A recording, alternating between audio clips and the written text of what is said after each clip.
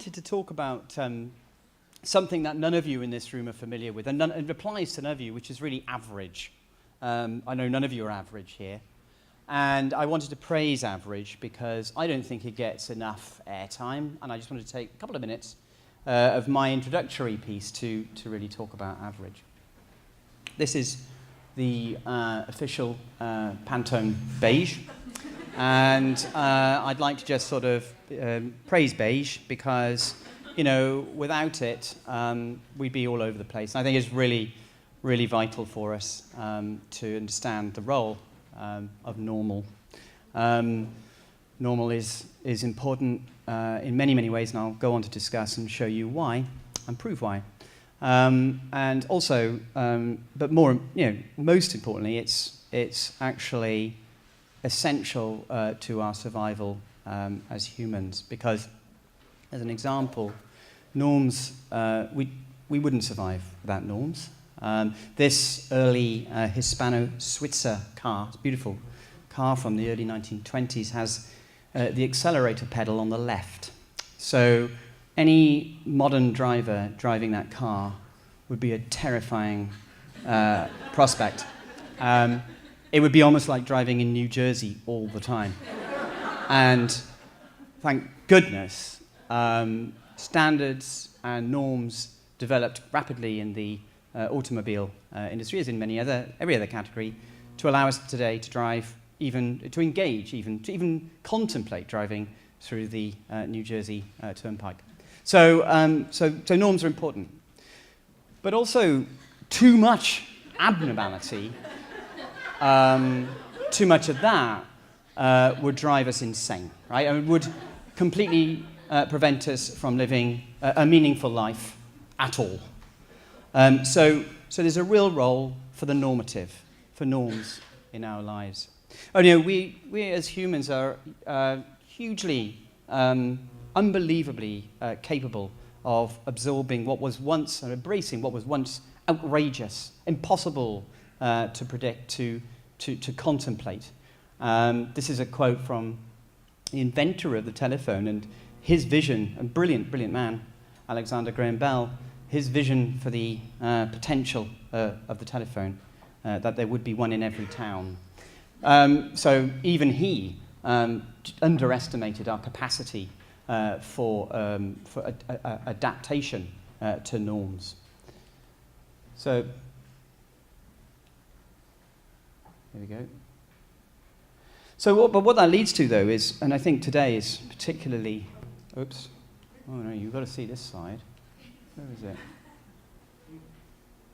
I've overclicked. Yeah, so what this leads to, though, is obviously a sort of a terror of boredom. It leads us to the most extraordinary lengths to find novelty and new stimulus, literally in this case. And that really is at the heart of what I really want to talk about, which is the backdrop of normalcy, of average, is essential to prevent us, doing things like this. And so the role of, I suggest you follow this lady. It's Stephanie Sarley. It's amazing on Instagram.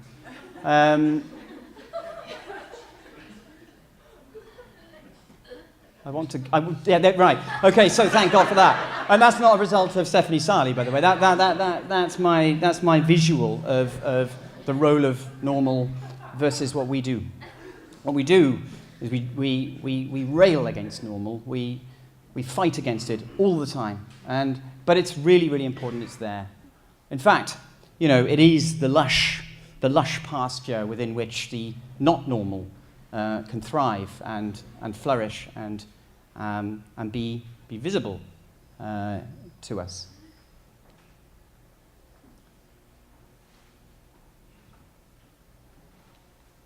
It's a nice picture. I mean, I'll give it that. So every Saturday, overclick. So every Saturday I cycle past this wonderful building. I don't know if you've noticed it, Land, on the west side of Manhattan. It's extraordinary building. I don't know if you did pass it, if you ever gave it a second thought. Because, I saw it and I thought, wow, that is an extraordinary thing that's just landed there. And I looked into it, of course, and I discovered that it was a salt shed. Did you know that? A salt shed. Now, I don't have a book called Salt Sheds of the American Northeast, so I would imagine that a salt shed would look pretty average, pretty dull, probably made of like corrugated zinc or something. The guys at ALU would probably tell me. But it's pretty boring. They don't look like this. So this is an example for me of the not average, the not normal, and it's delightful. And as you go further into this, to this wonderful building, what you discover is that it's got a story to tell. And actually, the facets of the building aren't there just gratuitously. They're there because they represent a crystal of salt. And I thought that was a wonderful little idea. And you look at this and you think that is, to me, there's one word that describes that. It's a word that we use a lot in the partners, where I work with my team, and it's wit. I think this is a very witty example of design. And we see it all over the place. And it is really the antidote to normal. And that's what I'm really interested in, is that counterpoint to the normal. And we have some claim to authority on this, he says, clicking hopefully into the air, which is that we've just published this book. And mind you, I noticed on Outlook that the autocorrect for Glug is plug. So I thought I'd just have this one slide in to say that we've just republished this classic book on wit in graphic design. It's a wonderful volume. It's here. And it's 33 on Amazon. Wonderful, full of hundreds of examples of wit in graphic design. The most definitive work published on the subject. And it not only goes into examples, actually beautiful examples, but it goes into the psychology of it. It goes into why wit, why it's important, why it works. It was first published about 20 years ago, but I think it's as relevant now as it ever was. In fact, in our modern age, the idea that one would seek to find new ways to engage and delight people is clearly important and vital. And it's what we're engaged in every single day. Here's another dictionary definition of wit, and I think this is basically what we do. It's the keen perception and cleverly apt expression of those connections between ideas that awaken amusement and pleasure. And that's really it. That's all there is to say. I could stop there. But I thought I'd go on a little bit further and just delve into that a little bit and find out, why wit works and how it works. So in our book, we look at all sorts of different ways that graphic designers, for example, brand designers, approached problems to elevate, like that salt shed, to take it above and outside of the normal, to find new ways of seeing things, to give people more. Generous, really, to find more meaning in stuff. Here's some examples, some brand examples, just 3 that I really like, one of which we did. But if you don't get them, then you can see me afterwards. I'm not going to explain them. But within each one, there's a little extra layer of meaning, and I think that's really important. But it doesn't just apply to graphic design. It also applies to brands. Some of the most successful brands in the world today have taken what is a norm and completely turned it on its head. Omo is a very famous brand I shouldn't have to say if it's famous. I don't have to tell you what it is. But anyway, it's a washing liquid or washing powder, and it turned its category on its head by saying, for about a century, detergents and laundry soap was telling us that whiter was best. Whiter and whiter and whiter and whiter. And then all of a sudden, Omo came along and said, hang on, no, it's not. Dirt is the thing we ought to be celebrating. We ought to say, dirt is good. Dirt is the mark of adventure. A brilliant campaign, a hugely successful branding initiative, turned the category on its head, huge success story. People thought they were mad at the time, crazy, nuts to do this. But it's been proven that it's worked, and worked extremely well to differentiate this brand and create this wonderful style of communication for it, very ownable. And then beyond that, Method actually is a brand that's founded on the very same idea. The whole company. And companies do that all the time. Virgin has always been about this, and Virgin exists precisely just to be that counterpoint. I think within 24 hours they had this up above the London Eye when British Airways, who were the sponsors, had a problem in erecting the wheel. They had this up there. So, but Virgin stands for that counterpoint, and I think as a witty brand. And there are many, many others. There are many others now in the world today, and I'll talk about why now in a minute. And when you look into the psychology of this, there are three theories, but the best theory, and I think, and the one that's most accepted, and I've had a PBR, so I'll try and say this, but it is incongruity theory. And incongruity theory is really when the brain's expectations are disrupted, when there's a derailment of your expectations.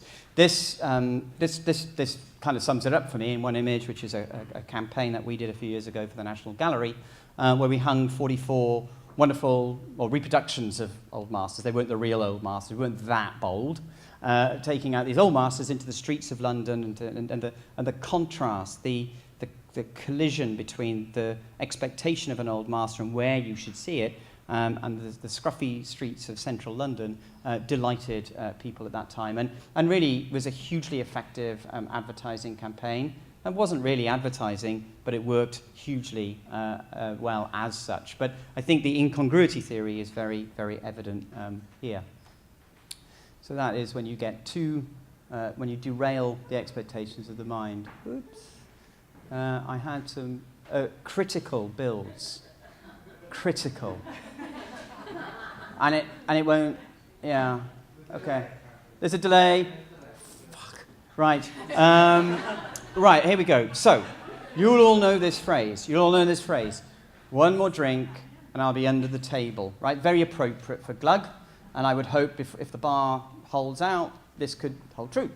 What I hope doesn't hold true is what Dorothy Parker said, Richard. Maybe later. But what she said, brilliantly, she took the cliche and she substituted one word. Brilliant. That is incongruity theory right there. Just displacing the cliche with another word which adds delight, adds meaning to the phrase and makes it original. And that's what we do every day. That's our passion. That's what we try and achieve to try and get us out of boring, as Richard said. So the other one I liked for Glug was this one. A hangover is the wrath of grapes. I wish I'd written that. Now, some of you may not get this, because unless you know The Grapes of Wrath by John Steinbeck, you wouldn't get it. And that really is the problem, because you can be really witty, but unless you really meet your audience, then you're going to fail. So what happens in the brain when you're in receipt of some wit? What happens in the brain is that it's like you're a dog catching a frisbee. So your brain is a little dog, and he's caught the frisbee. And what happens to dogs then is they enjoy it, but they expect a doggy treat. And in your brain, basically, the spike of dopamine in the amygdala of the brain is the thing that delivers that hit of enjoyment and intense pleasure when you're on the receiving end of a joke you get. And incongruity theory, actually, is the basis of most, if not all, jokes. But the problem is, if you don't get the joke, then you've failed. And that, takes us a little further, because, right, this is a warning hazard yellow, because now is the dreaded interactive exercise where everyone has to get up into groups and we have to go into bean bags and stuff like that. No, what we're going to do, very simple, quick, interactive exercise. It's basically, I was thinking about this and thinking, how could you replicate mistargeting or jokes that haven't been got, and one way of doing that is say, it's the difference really between being tickled by someone you know and love or being tickled by a complete stranger. So you could, if you wanted, take a moment and just tickle someone you don't know right now and see how it feels like. Now, that is media mistargeting. That's getting your wit wrong, because the context is so important. If you tickle someone, it's vaguely disgusting, at best, and verging on the illegal, actually, at worst. So that interactive exercise, which you may or may not do, I don't know if the insurer, you're okay? Not insured for that. Okay, not insured for tickling. So anyway, but the serious point behind this is that, there's a multi-billion-dollar media targeting industry behind this these days, understanding through massive amounts of data your exact move. In fact, now able to predict what you're going to do next. They're suggesting what you should do next. And that is the subject of a huge amount of effort to make sure that the communications that we create are fed to you at exactly the right time, exactly the right place, so that you get that maximum, you catch that frisbee, or you're tickled in absolutely the right way. And when you know that McKinsey are predicting in 2019 that the global media and marketing sector will be worth $2.1 trillion, that's a lot of money on making sure all those tickles get to the right place at the right time from the right person. So it's a huge, huge business. So there's wit, and there's also the kind of the ability to contextualize that wit, which is hugely, hugely important. And why isn't I mean, like that picture of the Kardashians earlier, not everything can be witty, not everything, it would be crazy, it would be nuts, and we would hate it. And it would de facto become the norm. So, but most businesses, most corporations can't embrace wit, this style of communication, this counterpoint, because there'd be no counterpoint, there'd be nothing to be against. But also, it's hugely risky. So I mean, Tropicana, you probably know. They tried a rebrand. I mean, Tropicana is probably a norm brand. It's probably not one to go, and do something bold. I mean, this is not particularly bold, but the consumers of Tropicana revolted and hated it, and they refused to buy it. So they, the before, after, and then the before. So they had to pull back. And of course, huge reputations were damaged, loads of money was spent, and it was all a horrible disaster. So it's hugely, hugely, it can be career damaging too. The CMO of Rhode Island, Rhode Island has a CMO. They had a CMO who appointed Milton Glaser, surefire bet really, to redesign their logo for the tourism industry there. And he designed the I Love NY mark back in the 70s when it was. So you could go wrong, right? But he created this wonderful witty mark with a little boat as a sail, and everyone hated it. And she got fired. So it isn't always the case. So it's not just the wit, it's not just the actual artifact, the thing itself that you create, it's making sure that it's appropriate, that its context is right, that tickle, works. That's so, so important, because you can get it so wrong. And that means that wit is really crushed out of most businesses. Most brands, most organizations cannot accept it. They cannot embrace it, and they can't take that stance, which is why, Apple, the biggest company in the world, though, there's no accident that it wasn't called Microsoft, is now that huge company because it embraced those counterpoint principles I was talking about earlier. And it's not just about sort of consumer brands and social media and all that kind of stuff. It's also more and more very big businesses are realizing that this kind of approach is required. People don't want to work in boring, average places. They want to work in places that lack joy, lack spirit, lack humor, lack humanity, which is what wit is all about. A place that you'd want to work rather than just, go to work. So it's a really serious business to get right. But just to come back, I'd like to, again, just to close out, say thank you to vanilla, because without vanilla, we wouldn't have the potential to not choose it for something more interesting and stimulating. And I think, that's the importance of average, really, to us all in this room who aren't, is that it's the basis of, I think, productive rebellion, of challenge, of provocation, which really, I think, is the soul of creativity. So I hope that gives a little insight into us and how we approach the world, see the world, how we like to work. And I'm sure that other speakers will elucidate further on this theme. Thank you.